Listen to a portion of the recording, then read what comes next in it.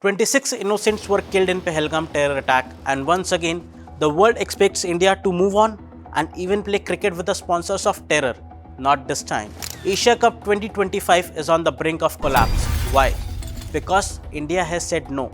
No cricket with Pakistan, no compromise on national security. In the aftermath of barbaric terror attack in Pahalgam, the Indian government has advised BCCI to cut all ties with Pakistan, not only in bilateral series but also in multi-nation events like the Asia Cup or even ICC tournaments. And BCCI has reportedly pulled out of the Asia Cup 2025 scheduled to be held in India this September.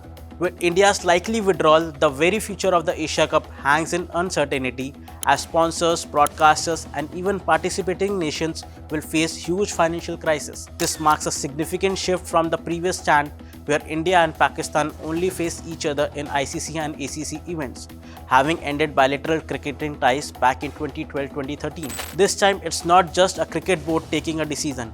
It's the collective voice of the Indian people and its cricketing stars. Players and fans alike have taken to social media condemning the terror acts by Pakistan. India's exit from the Asia Cup is not just symbolic.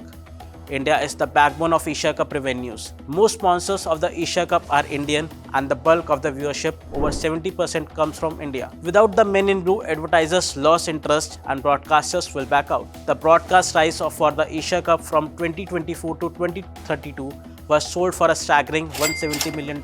India was the central figure in securing that deal. Without its participation, the deal itself is in jeopardism and the 15% broadcast share given to all the members of ACC may be stopped. India contributes over 90% of ICC global revenue. Under the ICC current revenue sharing model, India gets 38.5% while Pakistan gets only 5.7%. If BCCI asks ICC to freeze Pakistan's share sourced from Indian revenue, the PCB could face financial collapse. The situation is already grim for the Pakistani Cricket Board following the 2025 ICC Champions Trophy debacle, where India refused to play any match in Pakistan, forcing the Indian matches and then the knockout games to be moved to Dubai.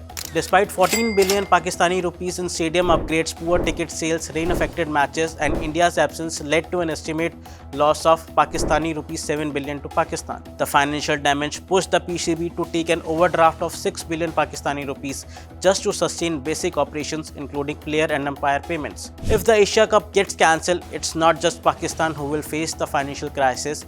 Other cricketing boards like those of Bangladesh and Sri Lanka, which rely heavily on BCCI, Indian sponsorship and viewership, will suffer collateral damage. India's presence guarantees packed stadiums, massive digital engagement and advertising revenue, all of which will vanish if India walks away. A report by Business Today shows that PCB earns around 165 to 220 crores in each tournament cycle due to India playing matches.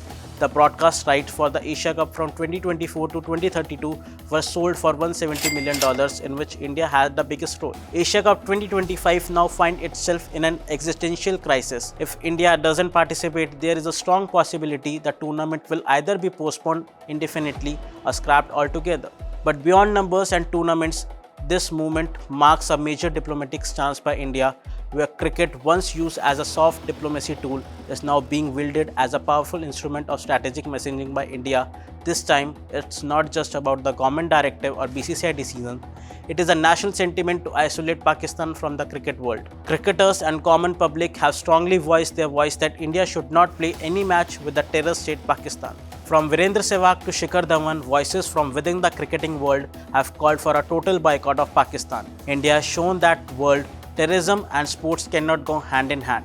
The message is loud and clear. Until Pakistan reforms and dismantles terror infrastructure, there will be no cricket, no engagement and no normalcy.